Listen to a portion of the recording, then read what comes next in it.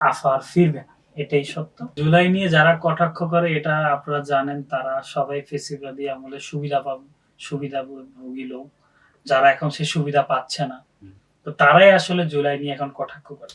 প্রথম দিকে যদি আবু সাইদ এভাবে বুক হাত পেতে যদি জীবন না দিত, আমরা হয়তো এই সাহস পেতাম না। সেদিন আমার মনে আছে আমি লুঙ্গি পরে নেমে গেছিলাম মাঠে, আর তারা সেদিন আমার একটাই সংশ্লিষ্টতা খুঁজতেছিল যে আমি কোনোভাবে শিবির কিনা। যদি হয়তো শিবিরে কোনো সংশ্লিষ্টতা পেত ফোন থেকে, তাহলে হয়তো সেদিনে আমার শহীদি কাতার ওই দিনে হয়তো প্রথমে আমার নাম চলে আসতে পারতো। তোর ভাগ্য ভালো। আর এখন থেকে সাবধানে আন্দোলন সংগ্রাম করবি। পূর্ণাঙ্গ যে বিষয়টা, যে পূর্ণাঙ্গ একটা সফলতার জন্য আমরা যে আন্দোলনটা করেছি বর্তমানে, সেই জায়গায় যদি বলি তাহলে আমরা কিছুটা পিছিয়ে আছি। ইতিহাসের কিছুদিন শুধু ক্যালেন্ডারের পাতাই লেখা থাকে না, সেগুলো লেখা থাকে মানুষের হৃদয়ে ও আত্মত্যাগে। তেমনই একটি অধ্যায় 24শে জুলাই। 2024 সালের জুলাই নিয়ে সোনালী নিউজের বিশেষ আয়োজন স্মৃতিতে জুলাই। মেনলার সৌজন্যে স্মৃতিতে জুলাই অনুষ্ঠানে আজকের আমন্ত্রিত অতিথি কবি নজরুল কলেজের শিক্ষার্থী মেহেদী হাসান, এবং তিনি বৈষম্য বিরোধী ছাত্র আন্দোলনের সাবেক সহ সমন্বয়ক ছিলেন। আজকের আমন্ত্রিত অতিথিকে আপনাকে স্বাগত। মেহেদী হাসান, আপনাকে আমাদের সোনালী স্টুডিওতে স্বাগত। ধন্যবাদ সাজ্জাদ ভাই, আপনাদের স্টুডিওতে আমাকে স্বাগত জানানোর জন্য। আমরা শুরুতেই আপনার কাছে জানতে চাচ্ছি যে আপনি কখন মনে হলো যে এই আন্দোলনে আপনাকে সম্পৃক্ত হওয়া দরকার, এবং এই আন্দোলনে আপনি কখন থেকে সম্পৃক্ত হয়েছিলেন? জি ধন্যবাদ ভাই। জুলাই আসলে আমাদের এক এমন এক ইতিহাস যেটা কখনো ভোলাবার নয়। সেটা আমাদের চেতনার একটি জায়গা, বাঙালি জাতির বা জেনজি যেটা বলে সেটার খুব মানুষের হৃদয়ের জায়গা করে নেওয়ার মতো একটা আন্দোলন। আন্দোলনের সূচনা হয় জানেন যে 2024-এর কোরবানি ঈদের আগে শুরু হয়। তখন সামষ্টিক বেস্টিক বা ভাবে কোন রকম অল্প মানুষ নিয়ে ঢাবিতে প্রথম শুরু হয়।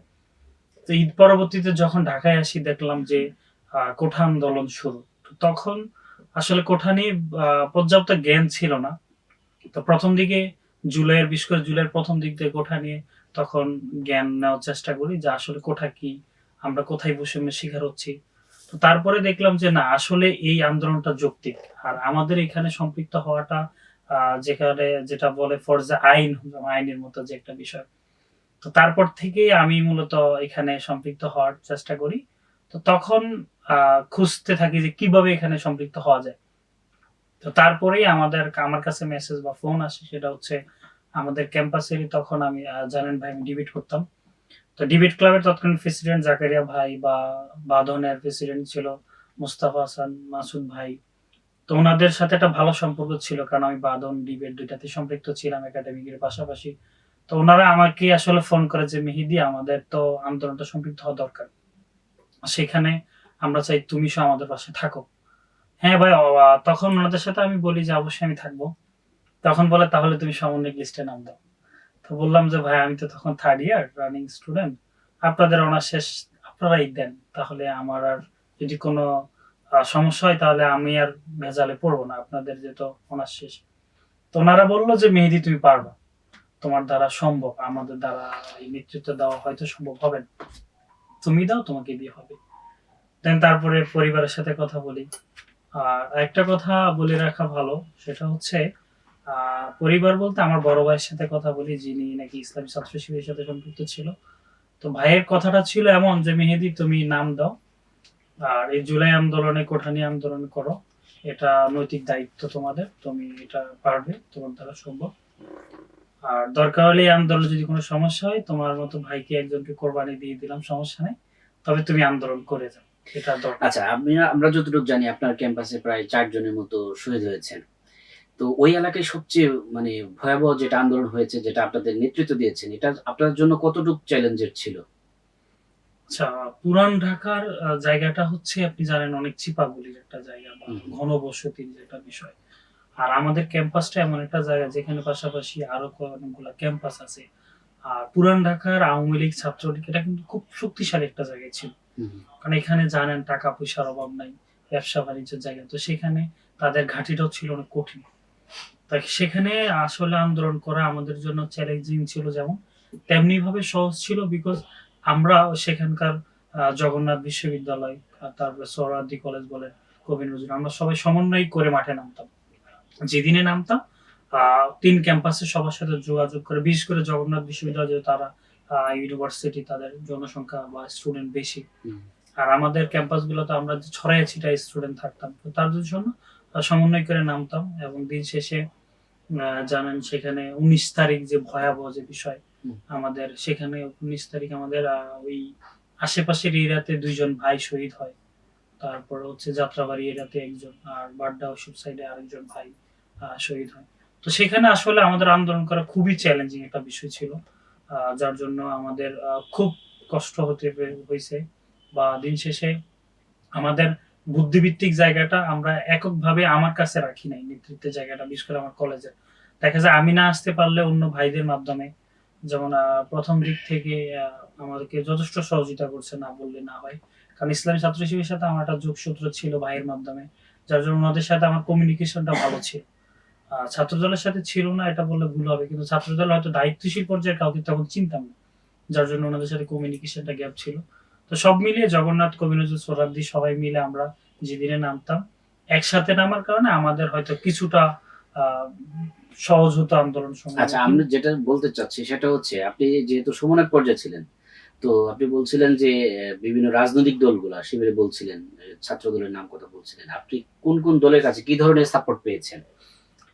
সাপোর্টের ক্ষেত্রে বলতে আমি যেটা প্রথমে আপনাকে বলেছিলাম যে পারিবারিক ভাবে বা বড় ভাই শিবিরের সাথে সম্পৃক্ত থাকার কারণে তখন শিবিরের সাথে আমার মোটামুটি কানেক্টিভিটিটা ভালো ছিল বা আন্দোলনের প্রথম দিক থেকে।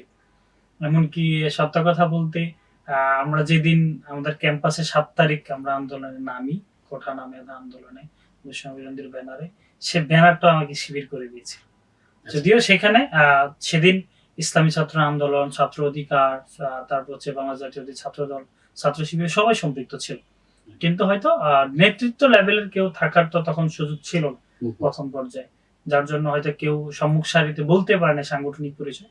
কিন্তু আমার সবসময় সবাই ছিল, বা তখনকার স্থানীয় মানুষজনের একটা সাপোর্ট পেয়েছি, বা সিনিয়র ভাইয়েরা যারা কিনা রাজনীতির সাথে সম্পৃক্ত ছিল না, কিন্তু যারা এই আন্দোলনের সাথে সরাসরি যুক্ত না হতে পেরেও আমাকে আর্থিকভাবে বা মানসিকভাবে বা বিভিন্ন সময় বিভিন্ন তথ্য দিয়ে, বিশেষ করে ছাত্রলীগ কখন কি প্রোগ্রাম রাখতেছে। যেমন আমরা আমার মনে আছে 10 তারিখ না জানি 12 তারিখ আমরা একটা প্রোগ্রাম রাখি।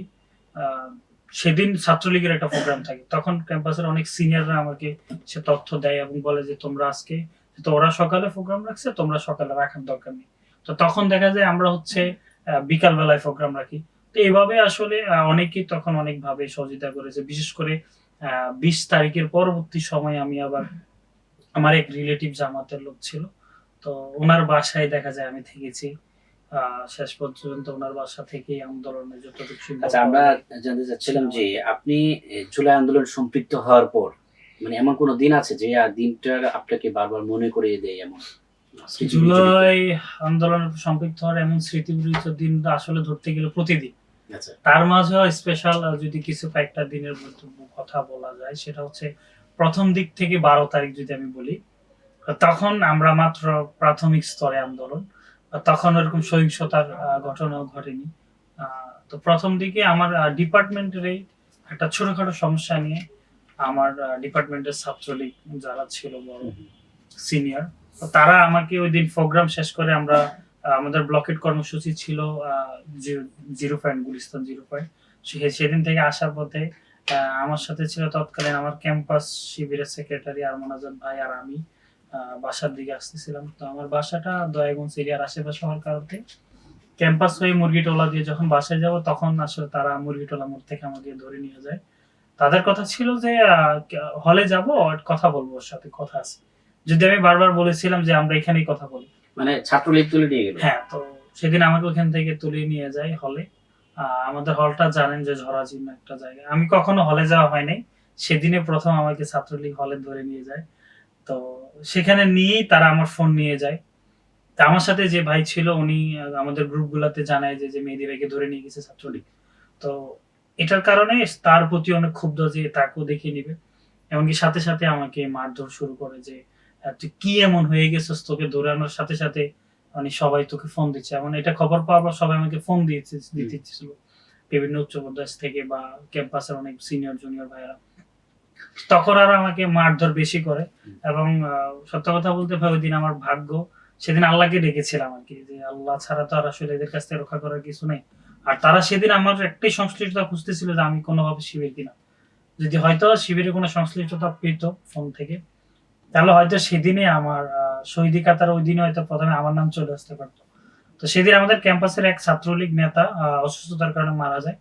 তো সব মিলিয়ে সেই ঘটনা শোনার পর তারা আমাকে ছেড়ে দেয় এবং শেষ পর্যন্ত এটাই বলে, তোর ভাগ্য ভালো, আর এখন থেকে সাবধানে আন্দোলন সংগ্রাম করবি, না হলে তোর খবর আছে। তো শেষ পর্যন্ত আমি বাসায় চলে আসি। এটা মোটামুটি একটা স্মরণীয় দিন বলতে পারেন আমার জন্য। আর আরেকটা স্মরণীয় দিন যদি সংক্ষেপে বলি, সেটা হচ্ছে 19 তারিখের ঘটনা। 19 তারিখ হচ্ছে আমি আমার বাবা প্রবাসী পরিবারের সন্তান। তো দিন শেষে বাবার অনুরোধে, পরিবারের অনুরোধে আমার 17 তারিখ গ্রামে চলে যেতে হয়। 17 তারিখ গ্রামে যাওয়ার পর 19 তারিখ আমার ছোট খালতো ভাই কাজিন অসুস্থ হয়। ওকে নিয়ে আমি যে কোনো কৌশলে আঙ্কেলের সাথে কথা বলে অ্যাম্বুলেন্স নিয়ে আমি ঢাকা শহরে ব্যাক করি, কারণ আমার কথা হচ্ছে আমার ঢাকা ব্যাক করতে হবে। তো ঢাকায় আসার পর থেকে আসলে এই আহ, পথেই আমাদের যে আন্দোলনকারী ভাইয়েরা থাকে, তো তখন সারা পথ আস্তে আস্তে গাড়ি চেকিং, যে আসলে এরা কারা, কি জন্য। তো আস্তে আস্তে শেষ পর্যন্ত ডেমরা পার হওয়ার পর থেকেই প্রথমে একজন গুলি খাওয়া এক ভাই আমাদের অ্যাম্বুলেন্সে আমি নেই, কারণ খুবই বাজে অবস্থা ছিল, যেটা অ্যাম্বুলেন্স, এছাড়া আর কোনো গাড়ি ছিল না। একমাত্র তখন 144 ধারা চলে জানেন। তো তখন সে ভাইকে অ্যাম্বুলেন্সে নেই। কিছুক্ষণ পর সামনে আসে, তারপর আরেকজন ভাই হচ্ছে একবারে রক্তাক্ত, হয়তো সন্ত্রাসী দ্বারা কোপটোপ খাওয়া। তারপরে কিছুক্ষণ পর যাত্রাবাড়ি এসে আরো 2টা ভাই গুলি, একবারে গুলিতে রক্তাক্ত। মানে তাদের একটাই কথা হচ্ছে আমাদের দ্রুত হসপিটালে নেন। তো আমি আসলে আমার জায়গা থেকে তো তাদেরকে না নিয়ে পারি নাই। মানে খুব খারাপ লাগতেছিল এক কথা ওই দিন। তাদেরকে অ্যাম্বুলেন্সে উঠাই, এমনকি আমি একা, আর আমার আন্টি, আমার ছোট 2টা ভাই বোন। তো ওরা খুব ভয় পাচ্ছিল, ওদেরকে একদিকে সান্ত্বনা, অন্যদিকে আমাদের অসুস্থ ভাইদেরকে সান্ত্বনা দিই। শেষ পর্যন্ত ওদেরকে খুব কষ্টে পুরান ঢাকার অলিগলি দিয়ে ঢাকা মেডিকেলে নামিয়ে দিয়ে তারপর আমি বাসায় আসি ধানমন্ডি। ধানমন্ডি আসার পরেই খোঁজ পেলাম যে আমার ক্যাম্পাসের 3জন ভাই শহীদ। সেদিনের কথাটাই আসলে শহীদ হয়েছে, সেই যে খারাপ লাগার যে বিষয়টা, তার থেকেও বড় কথা আমি ওই শহীদ ভাইদের লাশটা দেখতে আসতে পারিনি, কারণ আমাকে কেউ আসতেও দেয় নাই। আসলে বলছে যে তোকে পেলে তার আগে মেরে ফেলবে বা ধরে নিয়ে যাবে, সেই ভয়ে আর আসতেও পারিনি। সেই ভাইদের লাশটা দেখারও আমার সুযোগ হয় নাই সেদিন। মানে সেদিনকার এই বিষয়টা হচ্ছে আমার জন্য সবচেয়ে বেদনাদায়ক, কষ্টের জায়গা, কারণ যেটা আমি ওই ক্যাম্পাসের তখন দায়িত্বে ছিলাম সমন্বয়ক হিসাবে, কিন্তু তারপরও তাদের ওই দিনে আমি থাকতে পারি নাই। ওই দিনটা আসলে আমার লাইফের জুলাই আন্দোলনের সবচেয়ে কঠিন সময় এবং কষ্টের আর দুঃখের সময়। আচ্ছা, আমরা যতটুকু জানি যে আপনার ক্যাম্পাসে 4জন শহীদ হয়েছে, তো 4জনের সঙ্গে আপনার কোনো ব্যক্তিগত স্মৃতি ছিল কিনা? 4জনের ক্ষেত্রে ব্যক্তিগত স্মৃতি বলতে সবাই আমার ক্যাম্পাসের ছিল। আর তখন যেহেতু আমি 3rd ইয়ার, বা তখন ক্যাম্পাসের ওরকম ভাবে কাউকে এতটা চেনা হতো না। যারা বিশেষ করে আমি জিহাদ ভাইকে চিনতাম, উনি আমার সাথে ডিবেট করতো। ডিবেট ক্লাবের পারপাস ওনাকে চিনতাম, উনি একজন অমায়িক মানুষ ছিল, ভালো মনের মানুষ। আর বাকি হচ্ছে শহীদ কাউসার ভাই, ইকরাম হোসেন কাউসার ভাই, ওনাকেও চিনতাম মোটামুটি। তবে ওরকম ভালো কারোর সাথেই ওরকম সম্পর্ক ছিল না। তবে দাদা আমার নেতৃত্বে বলেন বা পরবর্তীতে আহ, দেশের হালের এই অবস্থা, দেশের পরিস্থিতি দেখে তারা তখন মাঠে জড়িয়ে পড়ে। তাদের সাথে ভালো বন্ধুত্ব এমন অনেকের সাথে সম্পর্ক ছিল, কিন্তু তাদের সাথে ওরকম একবারে দহরম মহরম সমানো সম্পর্কে আমার ছিল না। তবে দিন শেষে এখন তারাও আমার ভাই। তাদের বাড়িতে কথা হয় সব সময়, তাদের পরিবারের সাথে। কিছুদিন আগেও একজনের বাড়ি থেকে ঘুরে আসলাম, এই আর কি। আচ্ছা, আপনাদের জুলাই 5 আগস্টের পরে অন্তর্বর্তী সরকার মাঝখানে গঠিত হয়েছিল, এখন নির্বাচিত সরকার। আপনাদের জুলাইয়ের আকাঙ্ক্ষা কতটুকু পূরণ হয়েছে? আপনারা যে পরিবর্তনের জন্য আন্দোলন করেছিলেন, পরিবর্তন হয়েছে ঠিক, আদৌ কি সেই পরিবর্তনটা হয়েছে? জুলাইয়ের যে জন্য আসলে জুলাই করা, প্রথমত বাক স্বাধীনতা, ফেসিবাদী শাসন ব্যবস্থা বিলুপ্তি, বা আমাদের যে দুর্নীতির যে যা গুম খুন, এসব অনেক কিছু থেকে হয়তো আমরা কিছু জায়গায় আমরা সফল। যেমন বাক স্বাধীনতার জায়গায় যদি বলেন, বা এখন গুম খুনের জায়গাটা নাই। কিন্তু পূর্ণাঙ্গ যে বিষয়টা, যে পূর্ণাঙ্গ একটা সফলতার জন্য আমরা যে আন্দোলনটা করেছি বর্তমানে, সেই জায়গায় যদি বলি তাহলে আমরা কিছুটা পিছিয়ে আছি। অন্তর্বর্তী সরকারের আমলও আমরা দেখেছি অনেক জায়গায় বিনা অন্যায় বা কিছু দুর্নীতির জায়গা বা হচ্ছে কিছু মব কালচার বা যেটা এখন নির্বাচিত সরকার এসেও সেম অবস্থা। কিছুদিন আগে যে বিমানবন্দর থার্ড টার্মিনালে দেখছেন যে পুকুর চুরির মতো বালিশকান্ডের মতো চুরিগুলো আবারও, বা হচ্ছে আইনের শাসন, আইনের কথা বলে যে মব কালচার, বা আমাদের নৈতিকতার জায়গা থেকে বিভিন্ন দেখেন দুর্নীতির যে বিষয়গুলা বা স্বজন প্রীতির জায়গাটা।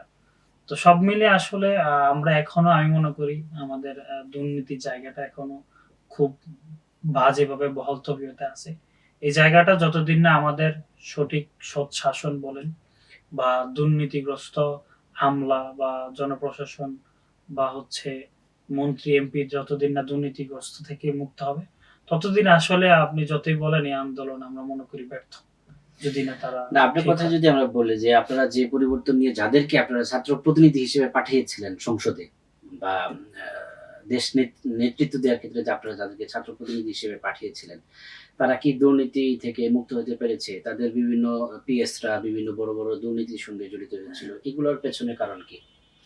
ছাত্র প্রতিনিধিদের ক্ষেত্রে আমাদের প্রথম কথা ছিল, আমরা বিপ্লবী সরকারের যে একটা বিষয় ছিল, আমরা যখন 6 তারিখ সবাই সমন্বয়করা বসি, তো সেটা অনেক ক্ষেত্রে হয় নাই। কিন্তু পরবর্তীতে কথা আসে অন্তর্বর্তী সরকার, তখন আমাদের কথা একটাই ছিল ডক্টর মোহাম্মদ ইউনূস প্রধান হবে, যদি এটার গুঞ্জন ছিল অন্যান্য কয়েকজন। সব মিলে হয় ছাত্র প্রতিনিধি, আমাদের নিষেধাজ্ঞা ছিল ছাত্র প্রতিনিধি যাবে না, সেক্ষেত্রে দুজন যায়, তাদের কথা ছিল তারা পরবর্তীতে আর নির্বাচন করবে না, তারা এটা কোরবানি দিবে অন্যদের জন্য। কিন্তু পরে তো আসলে দেখেছেন তারা নির্বাচন করেছে। তো সেটা আসলে কি বলবো আর।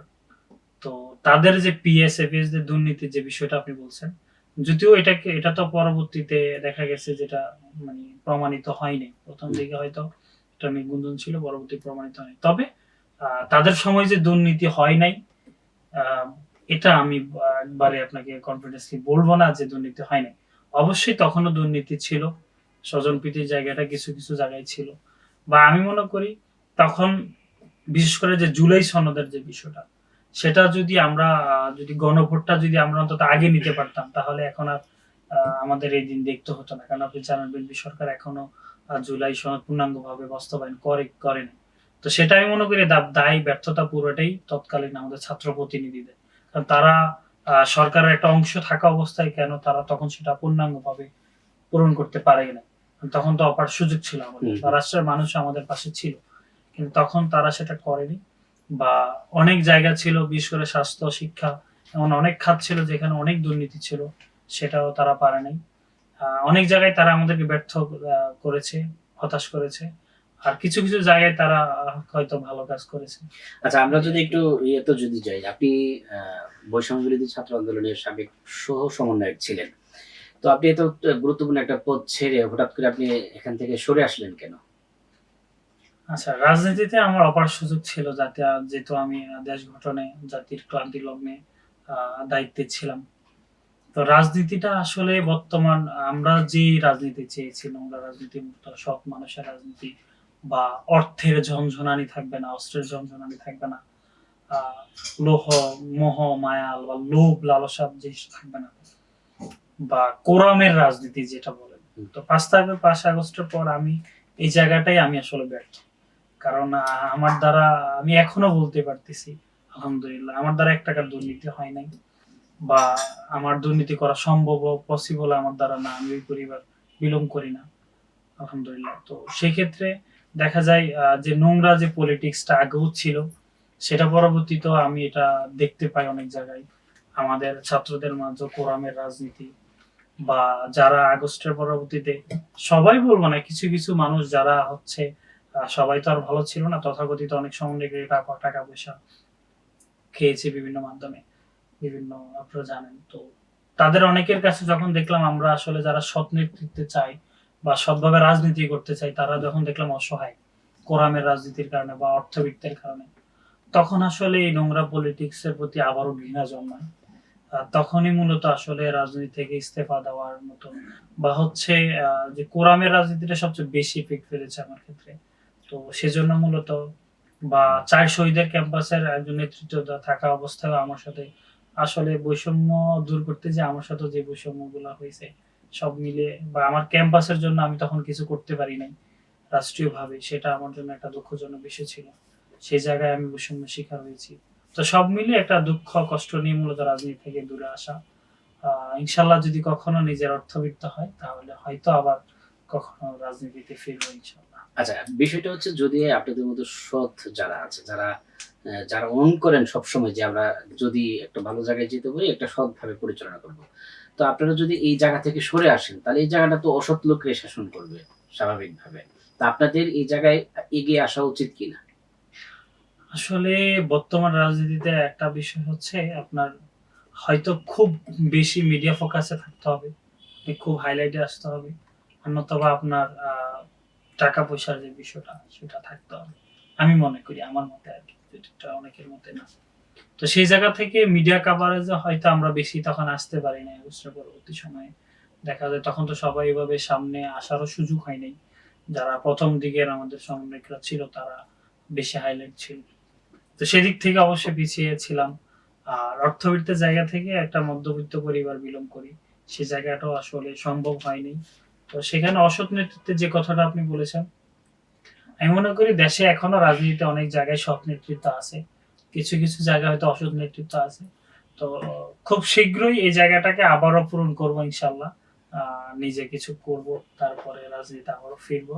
কারণ আমি মনে করি আমি হয়তো পূর্ণাঙ্গ সৎ না, কিন্তু যারা সৎ মানুষ বা আমাদের মতো যারা নতুন নেতৃত্ব চায় বা হচ্ছে যারা সৎ নেতৃত্ব চায় বা দেশের আমূল পরিবর্তন চায়, তারা অবশ্যই দেশের রাজনীতিতে সম্পৃক্ত থাকা উচিত এবং দেশের রাজনীতি নিয়ে ভাবা উচিত এবং দিন শেষে রাজনীতিটাকে ভালো মানুষের জন্য গড়ে তোলার মতো একটা পরিবেশ তৈরি করা উচিত আমি মনে করি।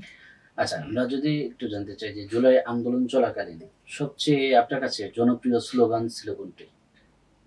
যেমন প্রথম দিকে স্লোগানে যেমন যে রাজাকার যে একটা বিষয়, তুমি কি আমি কি? তুমি কে আমি কে, রাজাকার রাজাকার, ওই দিন আমার মনে পড়ে সারাদিন আমরা হতাশই ছিলাম যে ছাত্রলীগ আমাদেরকে মারলো বা বিভিন্ন জায়গায় আমাদের ভাইরা শহীদ হলো, যে দেশের প্রাইম মিনিস্টার কি বলে। কিন্তু তার জায়গা থেকে যখন সে এসে বললো যে রাজাকারের নাতি পুতি চাকরি পাবে না, তো কি মানে এভাবে যে আমাদের কটাক্ষ করে যে কথাটা বললো, তো সেদিন আমার মনে আছে আমি লুঙ্গি পরে নেমে গেছিলাম মাঠে। আচ্ছা আচ্ছা। রাতে লুঙ্গি পরাই ছিলাম, সেই অবস্থায় নেমে গিয়ে স্লোগান দিয়েছিলাম, তুমি কি আমি কে, রাজাকার রাজাকার, বা কে বলেছে স্বৈরাচার আচ্ছা, স্বৈরাচার। আমরা যদি সেন্ট্রাল পর্যায়ে ধরি, এরকম 5 জন নেতার নাম বলতে পারবেন যারা সবচেয়ে বেশি গুরুত্বপূর্ণ ভূমিকা রেখেছে এবং তাদেরকে আমরা স্মরণ করছি খুব কম? বর্তমান সময় হুম। কোঠা আন্দোলনে আসলে স্মরণ করার মতো জায়গাটায় আমাদের আন্দোলনে খুবই ভালো ভূমিকা রেখেছে এমন 5 জনের নাম বলেন, কোঠা বর্তমান আন্দোলন- বা অতীত যেই হোক, মানে কোটা আন্দোলনে বা এই স্বৈরাচার শেখ হাসিনার পতনের পেছনে সবচেয়ে গুরুত্বপূর্ণ ভূমিকা রেখেছে এমন 5 জনের নাম। কোঠা আন্দোলনে আসলে এভাবে যদি স্পেসিফিক 5 জনের নাম বলতে পারেন এটা খুব কষ্টকর হয়ে যায় আমার মতে। কারণ আমি মনে করি এই আন্দোলনের সবচেয়ে বেশি ভূমিকা পালন করা মানুষগুলা হচ্ছে আমাদের শহীদ ভাইয়েরা। কারণ প্রথম দিকে যদি আবু সাইদ এভাবে বুক হাত পেতে যদি জীবন না দিত, আমরা হয়তো এই সাহস পেতাম না আন্দোলনে, বা আমাদের অন্যান্য যে ভাইয়েরা মারা গেছে বা আমাদের ক্যাম্পাসের বিশেষ করে যার শহীদের কথাও যদি বলি, এই জন্য আসলে খুব করে কারো নাম বলা আমার জন্য খুবই আচ্ছা, কঠিন। তবে সবার ভূমিকা আমি মনে করি এখানে আমরা গুরুত্বপূর্ণ দেখা ছিল। যাচ্ছে বিএনপি সরকার থেকে শুরু করে ছাত্র দলের বলেন বিভিন্ন রাজনৈতিক নেতারা এই জিনিসটাই বলে যে এই জুলাই আন্দোলনের সবচেয়ে বড় অবদান হচ্ছে যারা শহীদ হয়েছেন তারা। কিন্তু জুলাই শহীদদের বা জুলাই আহত যারা হয়েছেন তাদেরকে বর্তমান সরকার বা সরকার আমাদের কতটুকু মূল্যায়ন করছে? তারা কি পর্যাপ্ত মূল্যায়নটা পাচ্ছে? আচ্ছা, মূল্যায়নের ক্ষেত্রে যদি আমি বলি, সেটা জায়গাটা আমি মনে করি আমাদের জায়গায় এখনো অনেক দুর্বলতা রয়ে গেছে। যেমন বিগত সরকার বলতে অন্তর্বর্তী সরকারের কথা যদি বলি, সে সময়ে রাষ্ট্রীয় বা ক্যাম্পাস কেন্দ্রিক যে কোনো প্রোগ্রামে বা যে কোনো কাজে শহীদ পরিবার বা শহীদদের যেভাবে শহীদ পরিবারের মানুষদের যেভাবে মূল্যায়ন করা হতো, সেটা এখন কেবল আমি মনে করতেছি একটা দলীয় কোরামে আটকে গেছে। ধরেন যারা কেবল একটা দলীয় ব্যাকগ্রাউন্ড আছে ওই পরিবারগুলা বেশি মনে হয় মূল্যায়িত হয়, বা যাদের দলীয় কোনো পরিচয় নাই সাধারণ মানুষ তাদের খোঁজ নেওয়া বলেন বা পরিবারের খোঁজ নেওয়া, এটা খুবই একবারে ঘৃণ্য আমার মনে হয়। কারণ সেরকম একটা উদাহরণ যদি আমি আপনাকে দেই, আমাদের ক্যাম্পাসের এক শহীদ ওমর ফারুকের বাসায় গত 17 তারিখ আমি ওদের বাসায় যাই এই প্রথমবারের মতো। আগস্টের পর যাওয়ার কথা ছিল, কিন্তু ক্যাম্পাসের অন্যান্য স্টুডেন্ট বা টিচাররা গিয়েছে, আমার যাওয়া হয়নি। তো সেদিন গিয়ে দেখি তার সরকারিভাবে যে তার কবরটা যে পাকাকরণ যে বিষয়, তার সাইড কবরের, তো সেটা এখনো হয়নি। খোঁজ নিয়ে দেখলাম কেন হয়নি, কারণ অন্তর্বর্তী সরকারের সময় তো আসলে তখন বিএনপি জামাত সবার একটা পাওয়ারফুল জায়গা ছিল, যদিও কেউ সরকারে তখন ছিল না তারা। তখন থেকে নাকি স্থানীয় কোন বিএনপির পদধারী একটা নেতা, কারণ এটা হয় না এখনো, সেই একই কারণে বিএনপি সরকার আসার পরও সেটা মানে কাজটা হয়নি। তো আমি আসলে আজকের এখান থেকেও একটা নিউজ দিতে চাই বা মেসেজ দিতে, সেটা হচ্ছে আমাদের deputy speaker barrister Kaiser Kamal ভাইয়ের এরিয়া দুর্গাপুর নেত্রকোনা, তো কাজটা হয়নি। আমি এখানকার আপনাদের মাধ্যমে সেটা জানাই যাতে কাজটা দ্রুত হয়। আর দিন শেষে ওই যে শহীদ পরিবারের যে মূল্যায়নের যে বিষয়টা, এটা আসলেই খুবই বাজে অবস্থায় আছে। বা আহত পরিবারের ক্ষেত্রে আমি এটা দেখছি, অনেক আহত ভাইরা এখনো অসুস্থতা বিভিন্ন সমস্যায় ভোগে, কিন্তু তাদেরকে আসলে জুলাই আসলে কিছু কিছু ক্ষেত্রে স্মরণ হয় আর বাকি সময় হয় না। ঠিক তেমনি শহীদ পরিবারের অবস্থা এমন। এমনকি আমাদের নিজ ক্যাম্পাসের কথাও যদি বলি, আমি সারা দেশের কথা তো অনেক বিশাল, নিজ ক্যাম্পাসও যদি বলি, এই 19 তারিখ যেটা আমাদের ক্যাম্পাসে 3 জন শহীদ হয়, আমাদের কথা ছিল যে 19 তারিখ আমাদের ক্যাম্পাসে আলাদা করে শহীদ দিবস হিসেবে পালন করা হবে। এমনকি তৎকালীন সেটা ভাইস প্রিন্সিপালের মাধ্যমে সেটা গ্রান্টেডও হয়েছিল, বা পরবর্তী প্রথম বছর সেটা আমরা পালনও করছিলাম, কিন্তু এবার আর সেটা হয়নি। এমনকি এবার আহ, আমার জানা মতে এখনো কোনো শহীদ পরিবারের সাথে ক্যাম্পাস থেকে কোনো টিচার বা দায়িত্বশীল পর্যায়ে প্রিন্সিপাল ভাইস প্রিন্সিপাল কেউ কথাই বলেনি। তো এই যে আমাদের ব্যর্থতার জায়গাটা, সেখানে রাষ্ট্রীয়ভাবে তো সেটা আরো কতটা বাজে অবস্থা সেটা বুঝাই যায় আর কি। যারা 4 জনের সমন্বয় করতে পারে না, আর সারা বাংলাদেশে সারা 1400 বাংলাদেশ উপরে কিভাবে করবে? কিভাবে?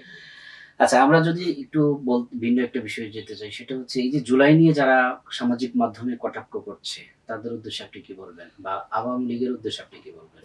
আসলে জুলাই নিয়ে যারা কটাক্ষ করে, এটা আপনারা জানেন, তারা সবাই ফেসিবাদী আমলে সুবিধাভোগী লোক, যারা এখন সে সুবিধা পাচ্ছে না।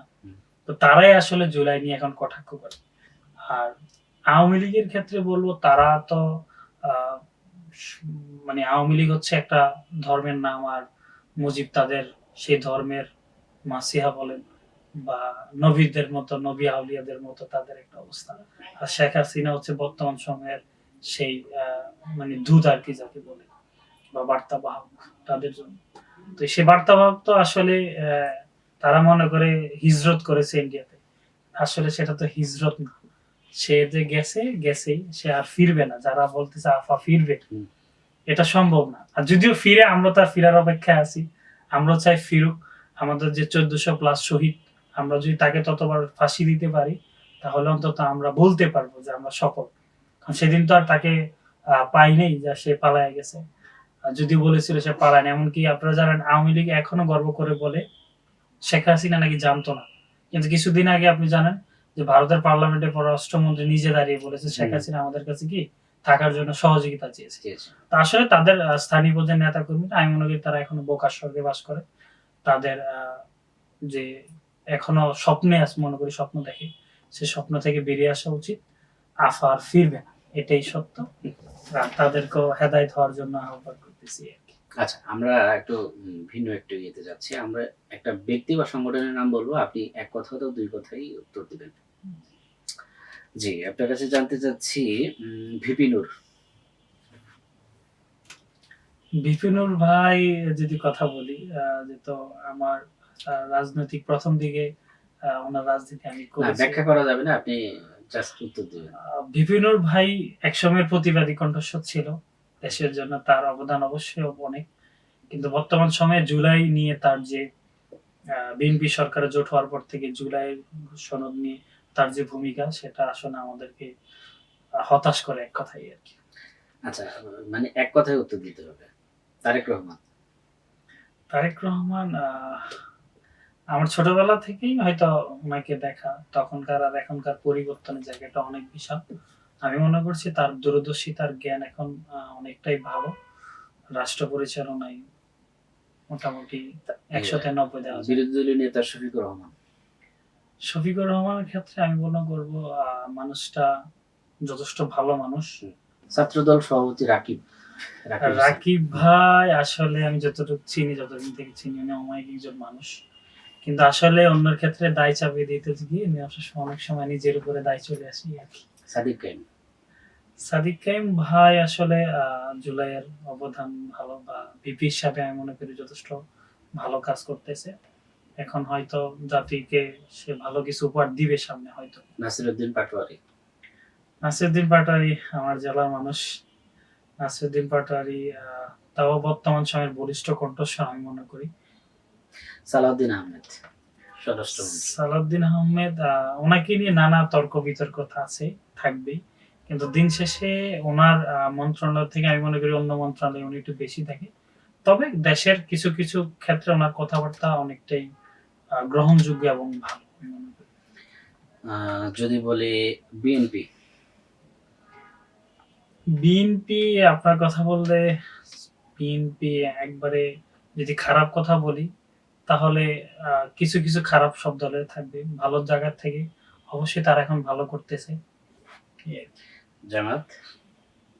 জামাতের ক্ষেত্রে আমি যদিও জামাত সাপোর্ট করি, দল করা হয় না, কিন্তু সমর্থন হিসাবে জামাতকে সমর্থন করা হয়, কিন্তু তাদের অনেক কাজে এখন বর্তমানে বিতর্কিত। আওয়ামী লীগকে তো অবশ্যই ঘৃণা করি, ছোটবেলা থেকে তাদের ফেসিবাদিক আমল দেখে আসি, তো তাদেরকে নিয়ে ভালো বলার কোনো প্রশ্নই আসে না। জাতীয় পার্টি সেটা তো হচ্ছে একবারে বাজে একটা অবস্থায় মনে করি। তারা আওয়ামী লীগের এখন পারপাস সার্ভ করে, তাদের নিয়ে আসলে কিছু বলার নেই। ইসলামী আন্দোলন তারা তাদের অনেক জায়গায় দেখলাম পরিবর্তন আনার চেষ্টা করতেছে, বিশেষ করে নারী নেতৃত্ব, যেটাকে তারা এতদিন হারাম বলে আসছে। তো তাদের এই পরিবর্তন গুলা জারি থাকুক, দিন শেষে দেশের নেতৃত্বে আসুক, শুভকামনা তাদের। ছাত্র ইউনিয়ন আসলে বামদের নিয়ে আমার তেমন গবেষণা বা বলার কিছু নাই। তবে চুলকানি বলতে ওদের অনেক কিছুই, তাদের প্রতিবাদী জায়গাটা আমার ভালো লাগে, যে কোনো কিছু নিয়ে প্রতিবাদ করে। তবে কেন যেন ডানদের নিয়ে তাদের চুলকানিটা একটু বেশি, কিন্তু বাম পাড়ায় কিছু হলে তাদের আর খুঁজে পাওয়া যায় না, এই আর কি। এনসিপি আসলে জুলাইয়ের বড় একটা শক্তি আমি মনে করি, কারণ এই এনসিপি যারা আছে তাদের নেতৃত্বে আমি মনে করি, তাদের সম্মুখসারী নেতৃত্বে জুলাই আন্দোলন হয়েছে। তো তারা যেভাবে আগাচ্ছে, যদি তাদের নৈতিকতা ধরে রাখতে পারে, বা জুলাইয়ের আসল আমাদের যে চাহিদার চাওয়ার যে বিষয়টা সেটা ধরে রেখে যদি রাজনীতি করতে পারে, একদিন দেশে ভালো কিছু করবে। ছাত্র শিবির বলতে এটা আসলে দেশের জন্য আমি মনে করি আশীর্বাদ স্বরূপ। যারা ছাত্র শিবিরকে চিনে জানে তারা ভালো করতেছে, আরো ভালো করবে। ছাত্র দলের রাজনীতি কিছু কিছু জায়গায় বিতর্কিত থাকবেই, মানুষ যেত, তবে তাদের বর্তমান সময়ের অনেক পরিবর্তন গুলো আমার কাছে ভালো লাগে। কিন্তু দিন শেষে তাদের যে বয়স ভিত্তিক যে বিষয়টা, ছাত্র রাজনীতির যে মূল জায়গাটা ছাত্রত্ব, সেটা ফিরে আসুক, এটা আমার খুব করে চাওয়া। ছাত্রলীগ তো আর এখন আসলে দেশে এক্সিস্ট করে না, যদিও তারা এখন শুধু গুজবে ব্যস্ত, আর আফা ফিরার অবস্থায় আছে তাদের মসিয়া। তো আফাও ফিরবে না, তাদেরকেও দেখা যাবে না, এই আর কি। ওকে দর্শক, আমরা শেষ করছি, আজকের আলোচনা এখানে শেষ করছি। ধন্যবাদ দর্শক আমাদের এতক্ষণ আমাদের সঙ্গে থাকার জন্য। আমাদের সোনালী নিউজ এবং ম্যানোলার পক্ষ থেকে আমাদের অতিথিকে সামান্য একটি উপহার। ধন্যবাদ ভাই।